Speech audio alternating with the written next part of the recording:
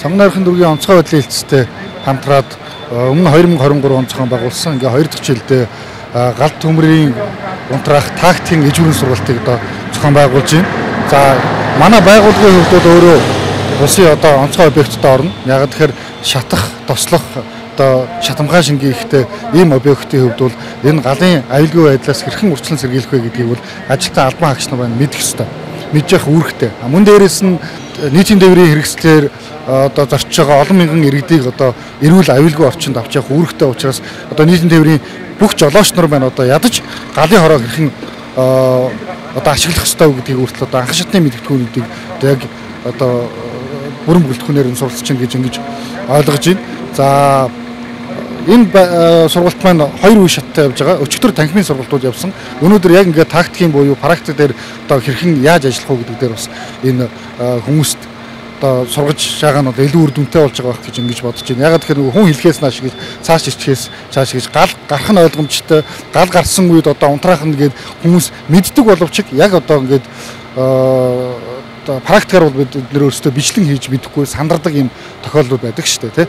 Тэгэхээр ер нь бол энэ сургалт бас нэлээд ач холбогдолтой цаг үе олсон юм сургалт болж байгаа гэж ингэж бодож байна. Манай байгууллагын хувьд бас одоо шинэ объекттой нүүж ирсэн. Тийм учраас энэ объектуудаа бас нэг 10 хамгаалах үүднээс энэхүү сургалтуудаа хийж байгаад баяртай.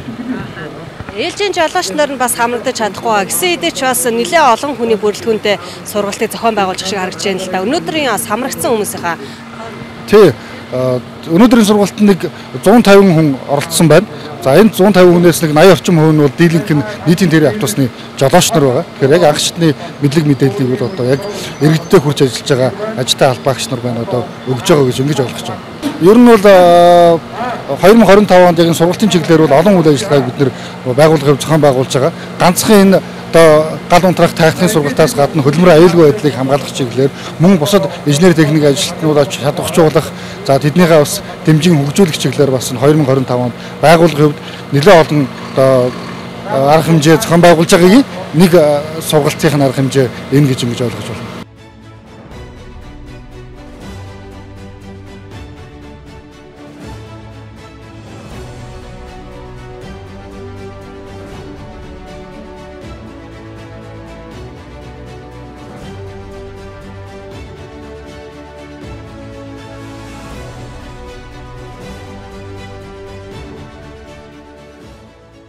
За манайх зарчигч тээвэр 3 орон нутгийн эмчид аж ахуй тооцоо төлөвлөрийн газар энэ тархалтын сургалтыг одоо 2 дахь жилдээ авч байна.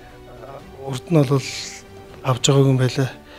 Тэгээ би яг энд ажилд орсноос хойш одоо ингээ 2 дахь жилдээ авч байна.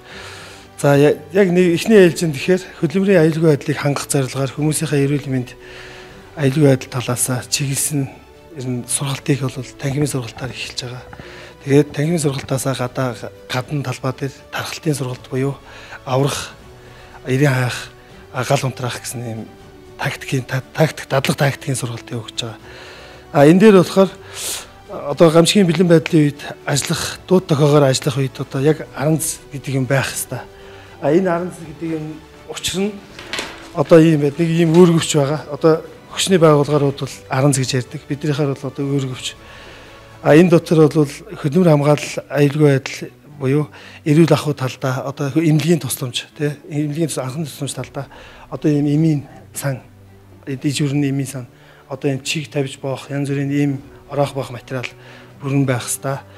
Дээрээс нь жижиг оврын 10 цент хүний үүргэвч болго нэг бүрд ийм юу байх хэвээр. Аптик байх хэвээр эмийн сан. За утас зүйний набор, скотч ингээ бал цаас тэмдэглэх одоо тэгээ газар орноо тэмдэглэж үлдээх бал цаас. За ингээд янз бүрийн газар одоо нуруу муран янз бүрийн газар хөдлөлтөөс ясны үцээд шүгэл байх хэвээр. За зүгчиг манан будантай үед тойрсон үед зүгчиг заах луужин байх хэвээр. За лааш шүдэнц байх хэвээр. Ингээд одоо ингээд яг энэ дээр ингээд 5 лаа нэг толгой шүдэнц гээд. За энэ маань яадаг вэ гэхээр энэ бол нөгөө одоо мэдээлэл авах зорилгоор нөөц батарейтайгаа ингээд ажиллаад энийгээр бас мэдээлэл авч болно. Гар утас сүлжээ байхгүй үед одоо ингээд энийгээр мэдээлэл авч болно. За гарч идэн байгаа. За гарч идэн бол зайтай, цэнэглэх зайтай гэдэг ингээд хоёр төрлөөр ашиглаж болохоор ийм гарч идэн байж идэг. За тэгээд дээр нь бэли байж байдаг, алчуур байж байдаг. Тэгээд иймэрхүү хүрдэлтэй. Ер нь бол байгууллагууд дээр тодорхой хэмжээний бүлгээс хамаарат яг одоо эрийн хаах бүлэг, аврах бүлэг, эмгийн анхны тусламжийн бүлэг гэдэг яг энэ бүлгүүд дээр бол тодорхой хэмжээний аранц одоо авж гарах хүнс. Энэ бол яг хүчний байгууллагад бол 3 хоног гэж явдаг. Энд бол нэг 2 хоногийн хүнс гэдэг байдлаар байж байгаа. Анхны тусламжийн бол яг зайлшгүй байх хэрэгтэй. Янз бүрийн гараа авах, янз бүрийн шатнаас унж бэртэх тийм тохиолдолд ер нь байгууллага дээр бол энэ өргөвч эмнэлгийн аюулгүй байдал анхны тусламж гэдэг бол ялангуяа эмнэлэг гэхээсээ илүү засварын станц. Засвар дээр бол энэ зайлшгүй байх шаардлагатай. Одоо янз бүрийн юм хийж байгаа гараа авчуулаад гараа авлаа гэхэд хорооны лент болтноос эхлээд бүх юм одоо энэ одоо ариутгах бодис бүх юм ингээд бүрэн байж ах хэвээр гэдэг байдлаар л одоо хангаж байгаа. Энэ бол алуун газар болгон дээр ер нь жил болгон онцгой байдлын одоо тушаалаар одоо нэг гардаг, дуу тохиогоор Монгол Улсын хэмжээнд дуу тохиогоор гардаг нэг өдөр байдаг. Тэр өдрийнхээ хүрээнд одоо энэ бэлэн байлгаж ах хэвээр. Монгол Улсын хэмжээнд нөгөө цуглах цэг гэж байгаа. Тэр цуглах цэгүүд дээр яг зааж өгсөн цуглах цэгүүд дээр очихдаа алуун газрууд энэ өргөвчөө өрөөд очсон байх хэвээр. Очоод аран заа дэлгэж үзүүлдэг. Хүмүүст үзүүлэн таниулах сурталчлах маягаар ингэж байдаг. Одоо бол энэ яг манай дээр бол яг бэлэн 15 аранц байдаг. 15 аранцаа ингээд хүмүүстэй яг ингээ хуваарлаад хуваагаад өгсөн төлөвлөгөөнийхөө дагуу, гамшигын төлөвлөгөөнийхөө дагуу ингээ хуваарлаад өгсөн байж байдаг.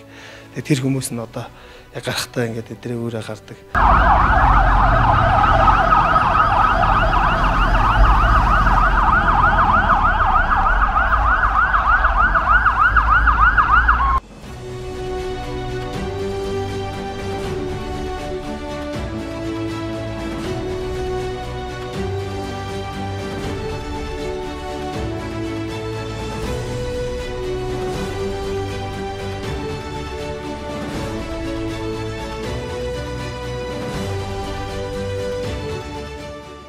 Практикийн дадлаг сургууль маань одоо амжилттай зохион байгуулагдаж байна. За зочид тээвэр 3 маань ажилтаа холбогдсон маш идэвхтэй хамрагдаж байна. За энэ дадлаг сургуулийн ерөөсө гол онцлог нь юу вэ гэхээр хоёр байгууллага уялдаа холбоог хангахад чухал байна. Тухайн байгууллага ажилтаа холбоогчд одоо ямар одоо үйл ажиллагаа зохион байгуулах уу, ямар дэс дараалтай байх уу, хаана юу хүүргээ мэддэг байх. За үүнийг нь мэрэгжлийн байгууллагад яаж уялдах уу гэдэг асуудал дээр л холомж болно. За үүнтэй уялдуулаад ер нь бол бусад байгууллага дээр бид нар бол хөнгөн нархны онцгой байдлыг хилцсэн хэмжээнд жил 4 томоохон одоо аж ахуй нэгж байгууллагыг сонгож тактикийн сургуулийг зохион байгуулдаг байгаа. За мөн одоо энэ сургуулийг арай жижигсэн хувилбараар тархалтын сургуулийг бол 12 аж ахуй нэгж байгууллага дээр гэдэг. Нийтдээ бол одоо жилийн хугацаанд 16 аж ахуй нэгж байгууллага дээр зохион байгуулдаг байна. За зочид тээврийн нэгтгэл маань өөрөө бас айгүй олон хүнтэй мөн одоо дүүрэг орнуудынхаа гамшигт хамгаалах албаны хэмжээнд том одоо албаныг төлөөлж оролцдог учраас бид өөр одоо аж ахуй нэгж байгууллагыг одоо гадамтраа ингээд татж оролцуулсангүй зөвхөн гадамтраа 26 дугаар ингээд бол татж оролцуулж ажилласан байгаа. За эдний маань одоо яг өөрсдийнх нь дотоод хүн хүч нөөц болцооноос харьцангуй маш сайн байсан учраас нэмэлт одоо хүчний шаардлага гэж үзсэн учраас энэ хэмжээнд хоёр байгууллагын уялдаа холбоог хангаж зохион байгуулж байгаа. За сургалтаар үндсэндээ ер нь хоёр чиглэлийг л барьж байгаа. За хамгийн гол чиглэл нь буюу зөв дадлаг хвшлийн чиглэлээр. За бид бол одоо энэ дадлаг сургуулийг маш олон жил хийж байгаа. Бидний ганц алдаа нь юу гэхээр яг хэрэгжүүлэх дээр дадлаг хвшил дээр одоо ажил үйлчлэгэнд ашиглах дээр алдаж байгаа асуудал байна.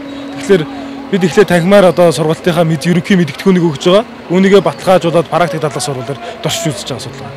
За хоёр дахь нь эдний байгууллагын улсуудын одоо чадвархан дээр тулгуурлаад дүүрэг орнуудын одоо мэрэгжлийн анги байгууллагын чадхууд яригдж байгаа. Ингээд дүүрэг орнуудын чадхуудаа цаашаа ингээд ярих юм бол үндэсний сөрөнд төсөх чадах гэдэг асуудал яригдж байгаа учраас бид хамгийн доод өвшөндөө буюу иргэд аж ахуй нэгж байгууллага албаагчдыг чадварчуулах юм бол аль ч одоо дүүрэг орнуудад байгууллагууд тухайн гамшиг ослын аюулын үед хор хохирол багтаа даван туулах асуудлыг л үзэж байгаа асуудал.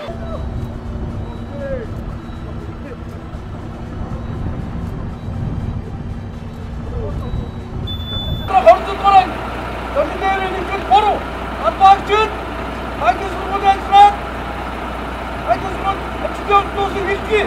Ангидэр шууд бүтч